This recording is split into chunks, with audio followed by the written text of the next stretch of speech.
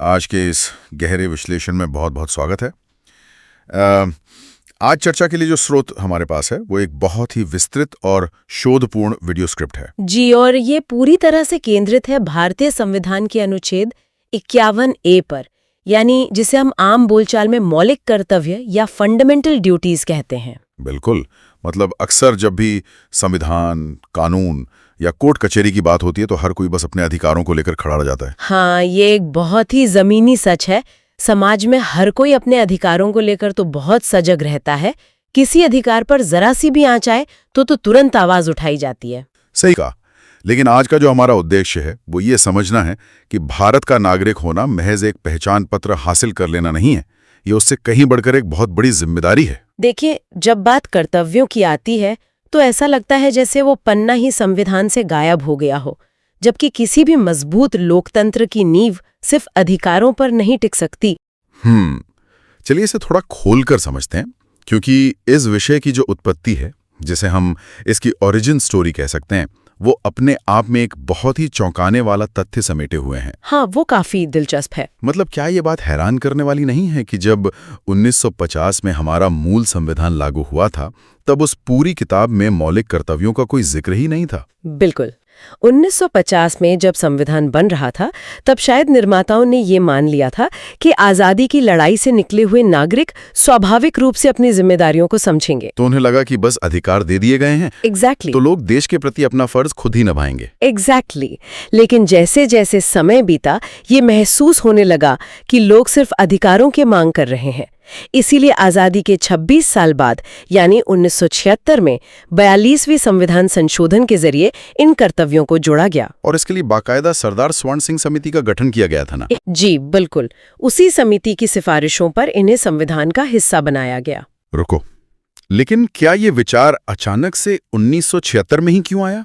हमारे स्रोतों से पता चलता है कि ये विचार हमारे अपने देश की उपज नहीं था। हाँ, अगर हम देखें तो ये आइडिया सोवियत संघ यानी यूएसएसआर के संविधान से प्रेरित था। अच्छा, तो वहां से प्रेरणा लेने का क्या कारण था? कारण यही था कि वहां ये स्पष्ट था कि नागरिकों को सिर्फ आजादी देना ही काफी नहीं है।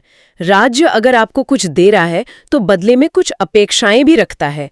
लोकतंत्र कोई एक तरफा रास्ता नहीं है। ये पॉइंट बहुत सही है।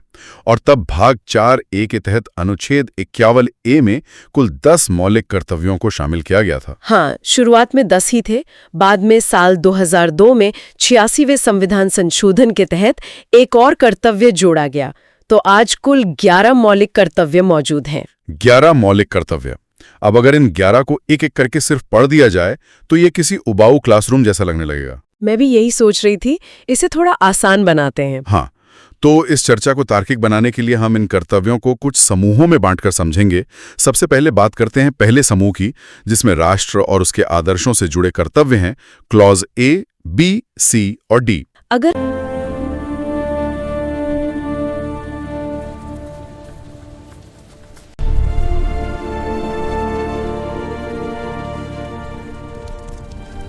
हम क्लॉज A और B को देखें तो ये सीधे तौर पर संविधान, राष्ट्रीय ध्वज और राष्ट्रगान के सम्मान की बात करता है और स्वतंत्रता संग्राम के आदर्शों को संजोने को कहता है। इसी से जुड़ा एक बहुत ही जाना माना नियम है सिनेमा हॉल में राष्ट्रगान बजने का नियम, और फ्लैग कोड भी तो है जो कहता है कि तिरंगा प्लास्टिक का नहीं होना चाहिए। बिल्कुल, लेकिन यहाँ एक सवाल उठता है कि क्या सम्मान का मतलब हमेशा एक ही तरीके से बर्ताव करना होता है? मतलब इसका सबसे बेहतरीन जवाब हमें बिज्जो इमैनुअल बनाम स्टेट ऑफ केरला के 1986 के सुप्रीम कोर्ट जजमेंट में मिलता है। इस केस की कहानी बहुत दिलचस्प है। अच्छा, वो स्कूल वाला मामला? हाँ, केरल के एक स्कूल में जेहोवा विटनेसेस समुदाय के 3 बच्चे पढ़ते थे। जब भी स्कूल में राष्ट्रगान बजता, वे सम्मान से खड़े जरूर होते थे, लेकिन गाते नहीं थे, क्योंकि उनके धार्मिक विश्वास उन्हें ऐसा करने की इजाजत नहीं देते थे। तो स्कूल ने उन्हें सजा दी होगी? स्कूल ने उन्हें सस्पेंड कर दिया। बात सुप्रीम कोर्ट तक पहुंची और यहाँ कोर्ट ने एक बहुत ही ऐतिहासिक फैसला दिया। क्या कहा कोर्ट ने? कोर्ट ने कहा कि वे बच्चे राष्ट्रगान के समय सम्मान से खड़े हो रहे हैं, जिसका मतलब है कि वे अपने मौलिक कर्तव्य का पालन कर रहे हैं। किसी को भी राष्ट्रगान गाने के लिए मजबूर नहीं किया जा सकता। वाकई ये एक बेहतरीन उदाहरण है। ये दिखाता है कि कर्तव्य का पालन और व्यक्तिगत आजादी को एक साथ कैसे साधा जा सकता है। बिल्कुल। अब अगर हम क्लॉज सी और डी की तरफ आएं, तो ये देश की संप्रभुता, एकता और अखंडता की रक्षा करने की बात करता है।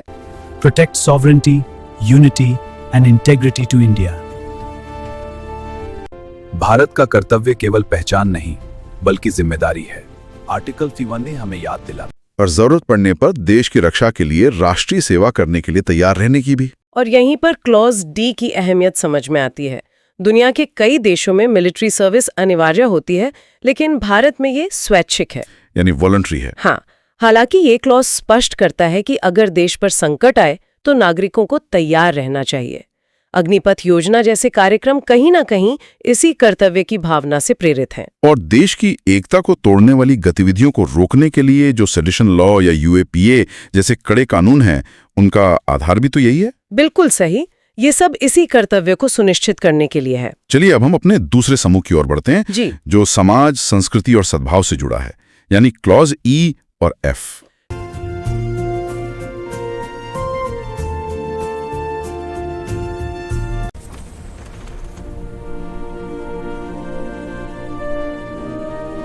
क्लॉज ई सभी लोगों के बीच भाईचारे को बढ़ावा देने की बात करता है, धर्म और भाषा की दीवारों से ऊपर उठना। लेकिन इसमें जो सबसे महत्वपूर्ण हिस्सा है वो है महिलाओं के सम्मान के विरुद्ध जाने वाली प्रथाओं का त्याग करना।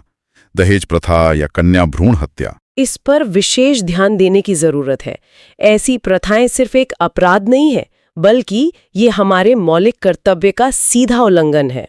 एकदम सही। और इसके बाद आता है क्लॉज एफ। यहाँ जो बात सबसे दिलचस्प है वो ये है कि ये हमारी समग्र संस्कृति यानी कंपोजिट कल्चर को महत्व देने की बात करता है।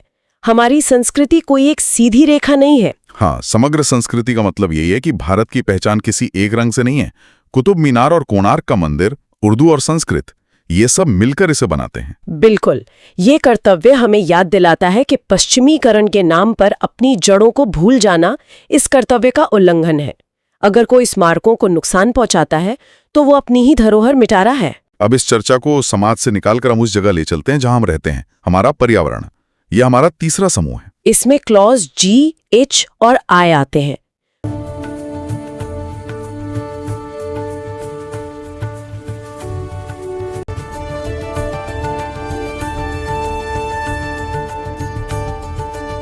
क्लॉज जी जंगलों, नदियों और वन्य जीवों की रक्षा करने की बात करता है। अक्सर लोग सोचते हैं कि पर्यावरण की रक्षा करना सिर्फ सरकार का काम है, नदियां साफ करना जैसे नगर निगम का काम हो। लेकिन ऐसा नहीं है, ये हर व्यक्ति की व्यक्तिगत जिम्मेदारी है।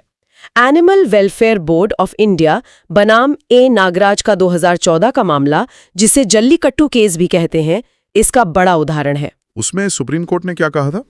कोर्ट ने जानवरों के अधिकारों को सीधे तौर पर इस क्लॉज से जोड़ा।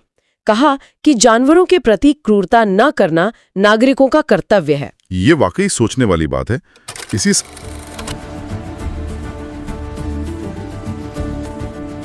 समूह में क्लॉज आई भी है जो सार्वजनिक संपत्ति को सुरक्षित रखने की बात करता है। हाँ, जो कि बहुत जरूरी है।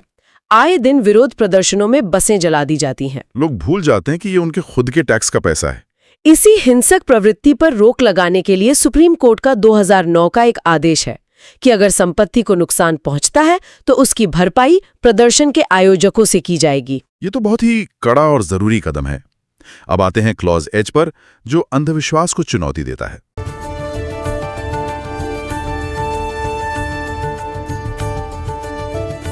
वैज्ञानिक दृष्टिकोण और मानवतावाद की बात करता है। ये क्लॉज जवाहरलाल नेहरू के विचारों से प्रेरित है। वे भारत को एक तार्किक लोकतंत्र बनाना चाहते थे।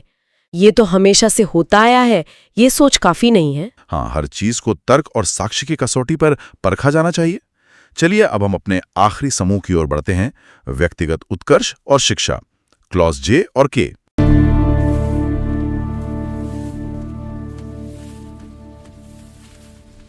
The Constitution of India guarantees the right to education for all children. Clause J कहता है कि हमें सभी क्षेत्रों में उत्कृष्टता यानी एक्सीलेंस की ओर बढ़ना चाहिए। अगर इसे आसान भाषा में समझे तो ये चलता है वाले एटीट्यूड को छोड़ने की बात करता है। काम चोरी छोड़ना भी राष्ट्रीय कर्तव्य है। अगर एक डॉक्टर बेहतरीन डॉक्टर बनता है तो देश आगे बढ़ता है। बिल्कुल सही।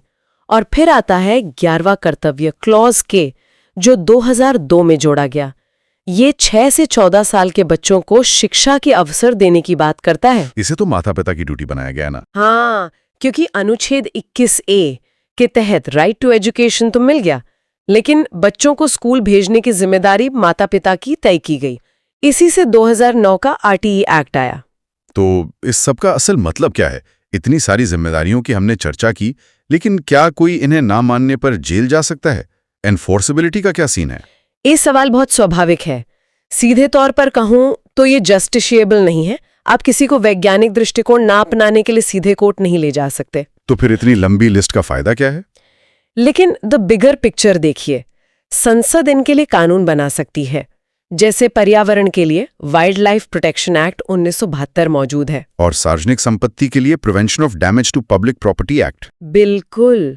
अधिकार राज्य के खिलाफ है, जबकि कर्तव्य नागरिकों की व्यक्तिगत जिम्मेदारी है। रंगनाथ रेड्डी और एम्स स्टूडेंट्स यूनियन केस में सुप्रीम कोर्ट ने माना है कि भले ही ये जस्टिशिएबल न हो, लेकिन कानूनों की व्याख्या करने में इनकी कानूनी अहमियत बहुत ज्यादा है। ये बहुत ही महत्वपूर्ण बिंदु है, लेकिन हमारे स्रोत कुछ आलोचनाओं की तरफ भी ध्यान दिलाते हैं, जैसे साइंटिफिक टेम्पर या कंपोजिट कल्चर जैसे शब्दों का अस्पष्ट होना। इनकी कोई सटीक परिभाषा नहीं है। ये एक जायज आलोचना है और जागरूकता की भी भारी कमी है। एक और दिलचस्प बात जो स्रोत में है कि वोट देने जैसे महत्वपूर्ण काम को इस सूची में रखा ही नहीं गया है। सच में ये एक बड़ी चूक लगती है, लेकिन इन आलोचनाओं के बावजूद इसका महत्व कम नहीं होता। ये एक मॉरल कंपास की तरह काम करता है। राष्ट्र को एक सूत्र में बांधने के लिए ये कर्तव्य बहुत जरूरी हैं। बिल्कुल।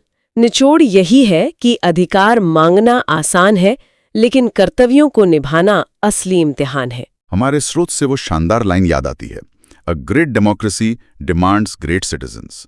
एक महान लोकतंत्र महान नागरिकों की मांग करता है। और इसी से जुड़ा एक अंतिम उत्तेजक विचार मैं छोड़ना चाहूंगी। चूंकि इन कर्तव्यों को सीधे कानून से लागू नहीं किया जा सकता, तो सोचिए अगर हमारी शिक्षा प्रणाली इन कर्तव्यों को बचपन से ही एक गेम या रिवॉर्ड सिस्टम की तरह शामिल कर दे, तो क्या होगा? ओहो, ये तो बहुत ही गहरा विचार है। क्या हमें कभी इन्हें लागू करने के लिए सजा की जरूरत पड़ेगी?